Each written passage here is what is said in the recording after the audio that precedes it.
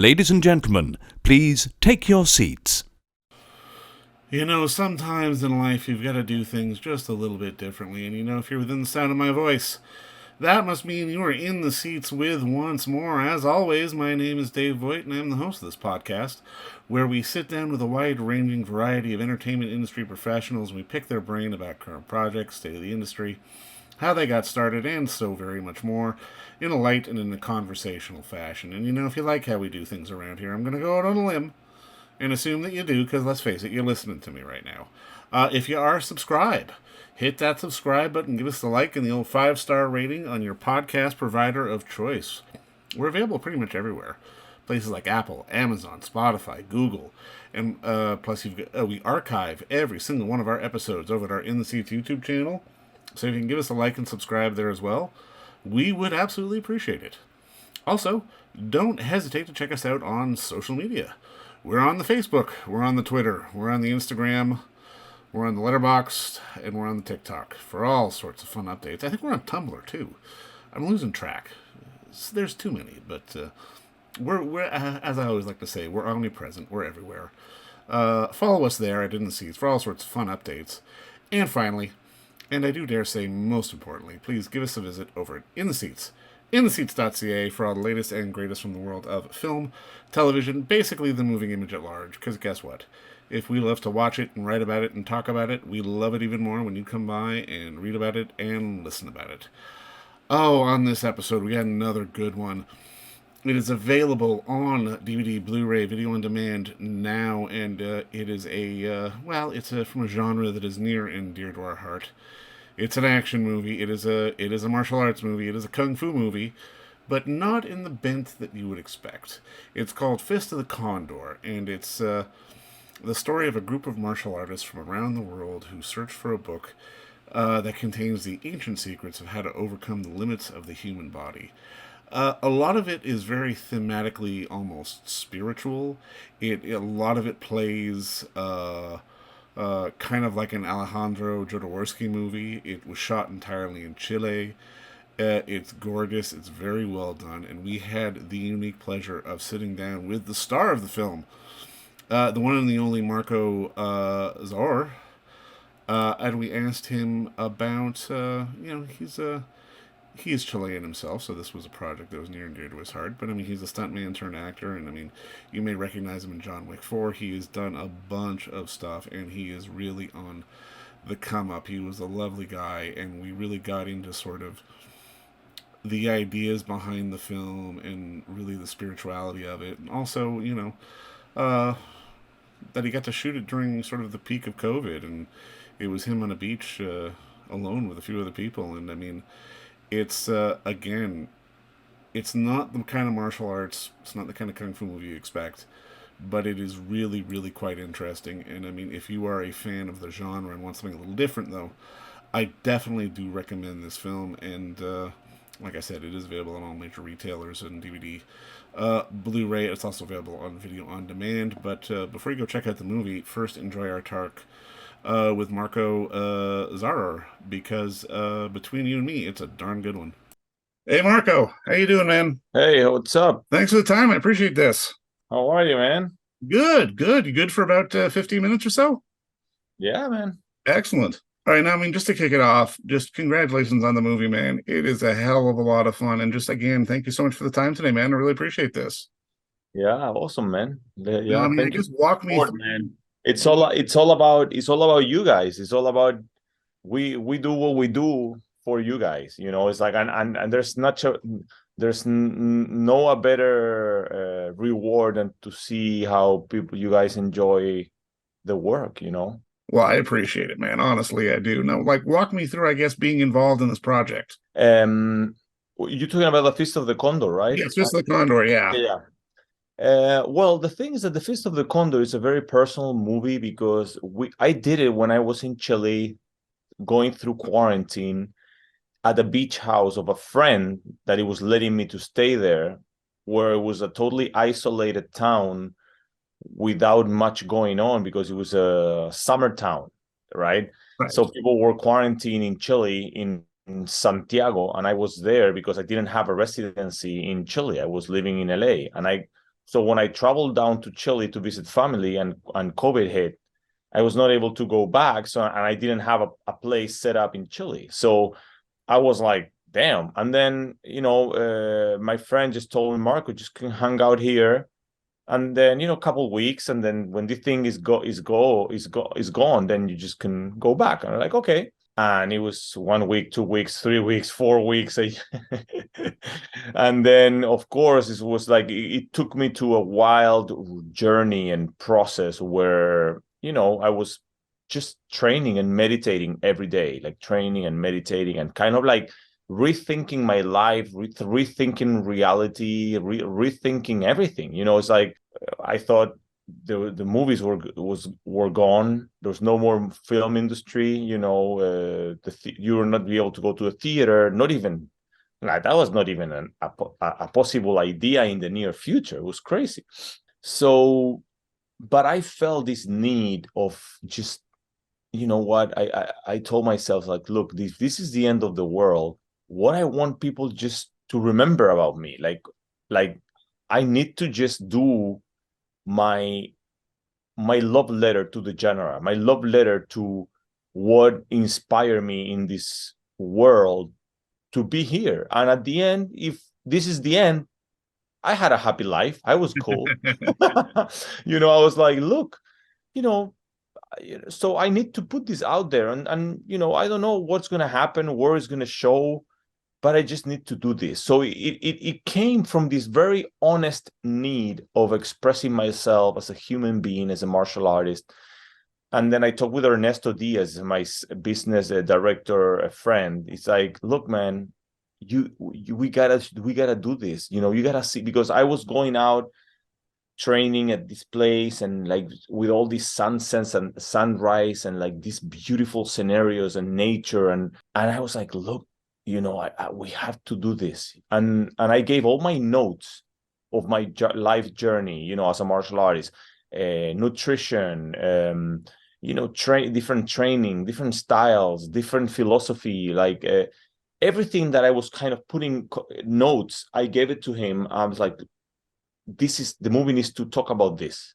So he came with this great idea of creating this world and this book. And so he put all my notes into this world of the Fist of the Condor. And I just fell in love with it. I was like, we have to do it. And then we just put together a team and we start shooting. And then, of course, things started looking better. Things open up. And then I was kind of traveling to LA back to promote an old movie I did in a festival. And I got a call from Chad Stahelski, because I gave, when I was traveling, I sent my trailer to all my friends, like, look, I did this little movie in Chile, I'm so excited. And that trailer got into the hands of Chad. And then before you know it, I was like, you got you, John Wick. I love it. to do John Wick. So it's like life works in a very mysterious way. I would never even imagine something like that. It was crazy. And I guess I'm so thankful. And I guess that was because I never gave up. I didn't just change, because the first instinct was, okay, here we gotta just figure out what to do now. We gotta change. We gotta just, okay, that was it for the movies. That was it for maybe martial arts. I'm gonna have to just. You cannot even teach in a school. All the martial arts school were even going broke because you couldn't even have a school. Yeah. So it was very crazy, but for some reason I stay connected with that gut feeling that was telling me, just gotta do it. Don't worry, just do it. And yeah, man, and I'm so happy. I'm so happy about that we did it, and I find a team, and I'm so thankful for the team in Chile that support me on this craziness. And we just did this beautiful movie, that very, very has a very important meaning and a very important place for me. Would you say that this is probably one of the truer depictions of, I would say, the spiritual side of martial arts on screen? Because I can't remit in watching it. I could never really think of another movie that got this philosophical and this spiritual with the art form of it. Yeah, well, I'm not a very big, I haven't seen a lot of martial art movies to make that statement because I was very a big fan of Bruce Lee. So I think I've watched Bruce Lee movies like more than 1,000,000 times. It's crazy. I knew every sound, everything, it's a crazy. Some Jackie Chan movies too. But I was not really a big, like, because Bruce Lee was such a strong presence for me, and his movies and his style was such a big thing that I it was hard for me to watch other type of martial art movies. So I cannot say that statement because I haven't seen much. But if you tell me, then yeah, I believe it's at least what I've seen lately of what they're doing with martial art movies. Yeah, they've been trying to do something very maybe contemporary or more like commercial to try to appeal for a wider audience and da da da. But I feel that when you do that, yeah, you maybe get a better business. You can maybe have a bigger market, right? Yeah. But at the same time, you lose that beautiful thing that is martial arts in the core of it, on the essence of it, and at the end, it's that a beautiful journey that it's when you start martial arts that is such a thing that is just traps you, and martial artists around the world recognize that because they live through that path, right? Yeah. But it's really hard to connect in a movie because maybe there's maybe the producers or the people are when they do a movie they fear that there's not a lot of people that are going to get it, right? Yeah. But because we did this movie without any ambition, we wanted to stay honest to that. We wanted to do something totally honest without worrying if they're going to think that, this is boring or not boring, or it's slow or not slow, or too much philosophical thing, not naked girls and cars There are and things blowing up. explosions. Yeah, I'm right, like, right. you know what I'm saying? It's like, who cares? I was trying to stay honest of what moved me as a martial artist when I was a kid, and my journey through it. You see, so yeah, it's that's what it is, man. That's Fist of the Condor for sure, and I'm looking forward to continue the story, man. I love it. No, I mean, I'm curious because obviously you've done stunt work and you've also acted in a few things. Like, how does your experience in stunt and even martial arts sort of open up doors for you when it comes to taking on roles and being an actor? Because I mean, to me, when I look at it, it just seems to be a benefit to have sort of that extra sort of tool in your toolkit kind of thing, like when you're presented with a job. Well, yeah, it started because me as a martial artist, I saw movies as a beautiful way to communicate myself, to express myself, right? So I always time engage with characters that they need that physicality.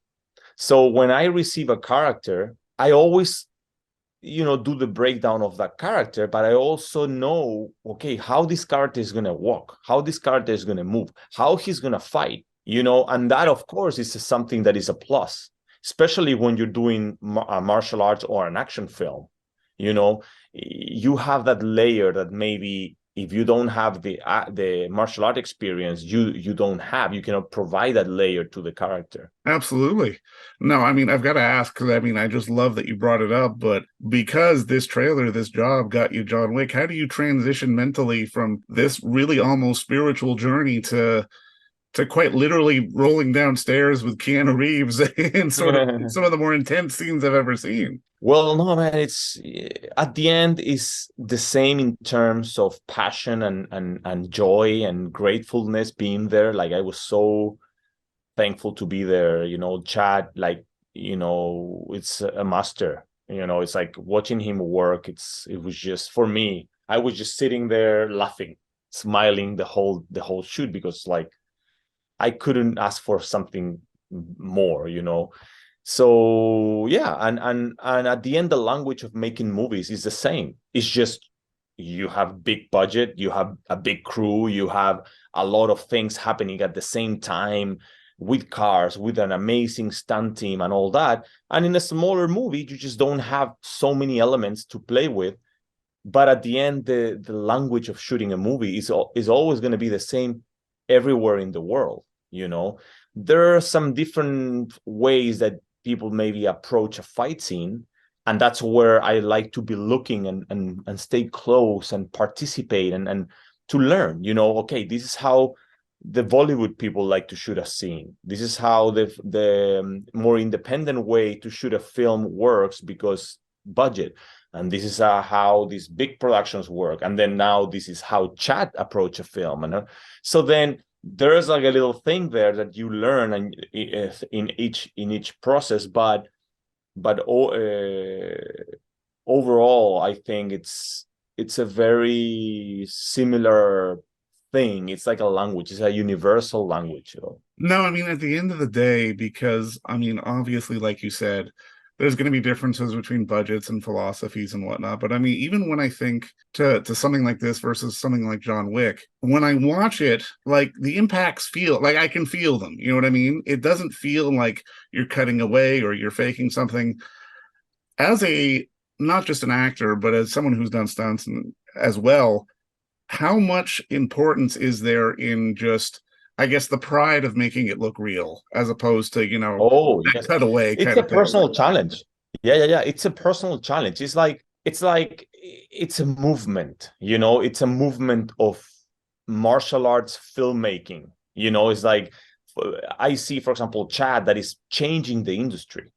Like literally when he did the first John Wick, and you saw that movie with a big studio, with a big name actor, and then seeing the real deal martial arts hitting each other, having intense action, and then the response that it had with the fans, it's like we as martial artists, we know, like, man, this is the way. But it's just so hard to get everybody on the same page, especially producers or people that are not so in touch with the martial arts world, right? So that's why John Wick is what it is, because you have an amazing martial artist directing a movie with an incredible actor that loves the genre, and he is so professional of working until like non-stop to make everything perfect, and he understands the genre and he's a fan. So you have these two guys working together,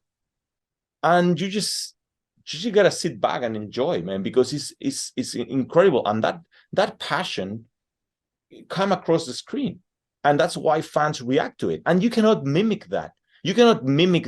No matter how much money you have.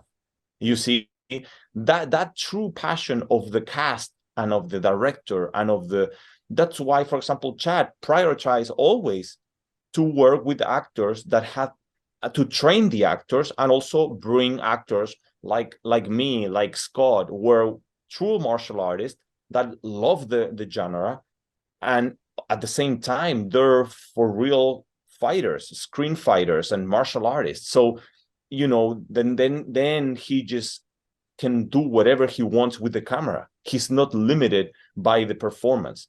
In this type of movies, that's very important, you see. And the same thing when I do Fist of the Condor, when I do my movies, I always cast real martial artists in my main physical fights. Right, of course, yeah. It's very important, because no matter how good actor it is, the fans, they already know. People are educated. Maybe, I don't know, 20 years ago, you can get away with it, but now people understand what is, especially with UFC, especially with people know now what is a good fighter, what's not a good fighter. They know skill with all the YouTube videos and stuff like that. They want to see real deal, you see. So you're competing with a YouTube video that you see crazy people doing some crazy stuff, you see. So I don't know, it's like, that's at least I'm talking from a fan perspective. Yeah. The same thing that happens when I saw Bruce Lee in Enter the Dragon. That's, man, I don't need anything. I just needed that frame of him in the middle going, and then his veins and his muscles, and you go, holy, like, this is real. The guy is not an actor that got ready for this role. He is that guy for real. And that it's engaged you in a way where you're sold to whatever movie he was making. Because at the end, you're looking for truth. You're looking for something that is beyond and at least this is the I see it as a fan of the genre. You see, yes, there's very good actors that you want to see them perform in different roles, but that's a totally different. It's like even if we're talking about movies, but this is another kind of thing. There's another Another kind of kind of performance, yeah. yeah. It's so yeah, it's like, and I believe what is open, who is opening the eyes for the industry on this thing that we're talking is Chad. What he's doing, he's fighting for his people, and he's just proving the big boys, hey man, this, don't be afraid to do this. This is the way. And look at how people reacted. It's like, and he's proven it, not one, not two, not three, four times in, like, nonstop, like ta ta ta ta ta. Yeah. And I mean, Marco, man, in your own way, I think you're fighting for your people too, because I mean, this is such a beautiful movie, but it's so true to the art form, and it's just sort of the talent and the physicality that's required to pull off the stuff that you make look quite easy on screen. But I honest to God, I can't wait for more people to see this movie. I think it's a hell of a lot of fun. And just again, Marco, thank you so much for the time today, man. I really appreciate it. But man, I really appreciate it. Thanks for the support, and it's because of you guys. Like, man, like, people don't understand how much power they have if they support this type of movies, and they get the DVD, the Blu-ray, they see it on a proper way, right? Yeah. That's how we can continue doing these stories. And for me, it's a passion, to do more, and I want to keep doing this story. I want this to grow. You see, like, all the approach on diet and training that you see on camera is real. Like, my nutrition for the movie was on point. I approach these movies as a athletic performance, or as an Olympic Games. Exactly. So it's it's a different mindset, right? And if you guys support it, then we're going to be able to, to continue. And I'm training hard to keep doing this, that I love. Well, I watched it on a 60-inch 4K, and I absolutely loved it. And I mean, I can't wait for the next one, brother. But I mean, keep up the good work. And again, thank you so much for the time today. Thank you, man. I really appreciate it, man. And don't forget to visit our friends over at Bay Street Video for all your DVD, Blu-ray rental, or purchasing needs this summer, as they are still open for curbside and some mailing delivery as well. Over at 1172 Bay Street, Toronto, Ontario, Canada, you can give them a call at 416-964-9088. That's 416-964-9088. Or send them an email at baystreetvideoto@gmail.com for any of your DVD and Blu-ray needs.